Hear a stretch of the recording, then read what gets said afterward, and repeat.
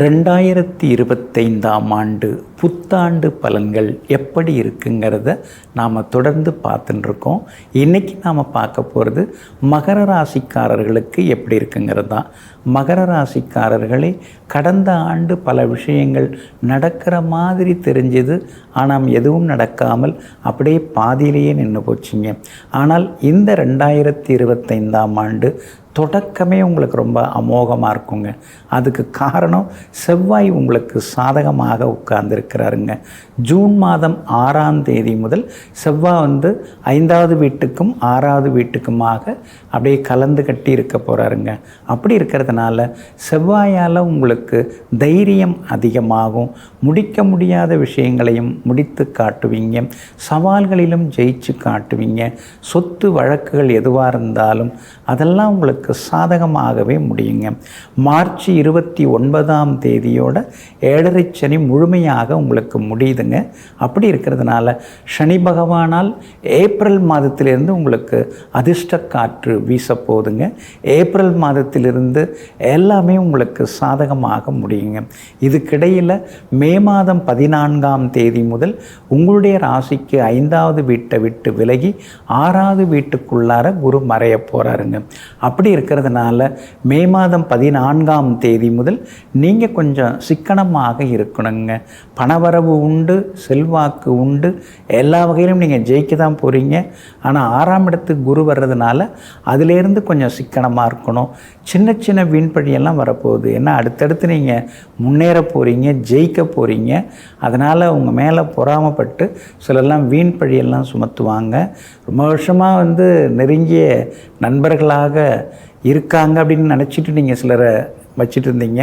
அவங்களுடைய சுயரூபம் இப்போ தெரிய ஆரம்பிக்கும்.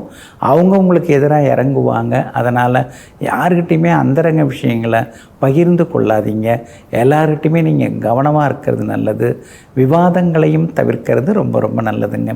மற்றபடி இந்த வருடம் பிறந்திருக்கிறதே உங்களுக்கு யோகமான நேரத்தில், அதாவது உங்கள் ராசிக்கு எல்லா வகையிலுமே நன்மையை தரக்கூடிய பக்கத்து ராசியில் தான், உங்களோட ராசிக்கு பின்பக்க ராசியில் தான் இந்த வருஷம் பிறந்திருக்கு. அதனால் உங்களுக்கு பின்னால் என்ன நடக்குது, நமக்கு பின்னால் எத்தனை பேர் என்ன பண்ணுறாங்க, என்ன பேசிக்கிறாங்க நம்மளை பற்றி, அதெல்லாம் உங்களுக்கு எல்லாமே தெரிய வருங்க.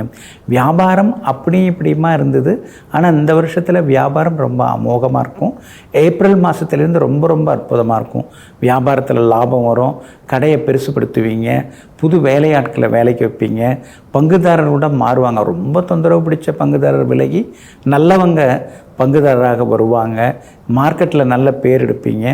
உத்தியோகத்தில் கூட நிறைய மறைமுக அவமானங்கள், மரியாதை குறைவான சம்பவங்கள் அதெல்லாம் நீங்கள் சந்திச்சிங்க. வார்த்தைகளால் சொல்ல முடியாத வடுக்கள் உங்களுக்குள்ளார இருக்குது. அதெல்லாம் மாறும், மறையும். நல்ல உத்தியோகம், நல்ல வேலை கிடைக்கும். புது வேலை கிடைக்கிறதுக்கு வாய்ப்பு இருக்குது.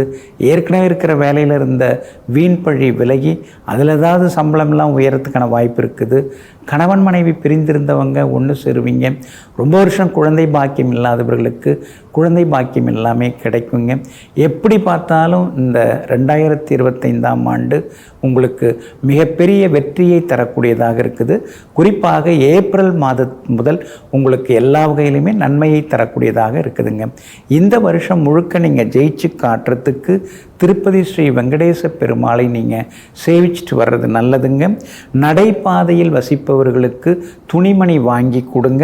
அதே மாதிரி தேங்காய் தானமாக கொடுங்க. இந்த 2025ஆம் ஆண்டு சிறப்பானதாக உங்களுக்கு இருக்குங்க. நெஞ்சிற்கினியவர்களே, மாட்டுப் பொங்கல் நன்னாளாகிய இன்றைய தினத்தில் கோமாதாவின் அருட்கடாட்சம் உங்களுக்கு முழுமையாக சேரட்டும். மீண்டும் நாளை காலை சந்திப்போம். நன்றியுடன் உங்கள் ஜோதிட முனைவர் KP வித்யாதரன். வணக்கம்.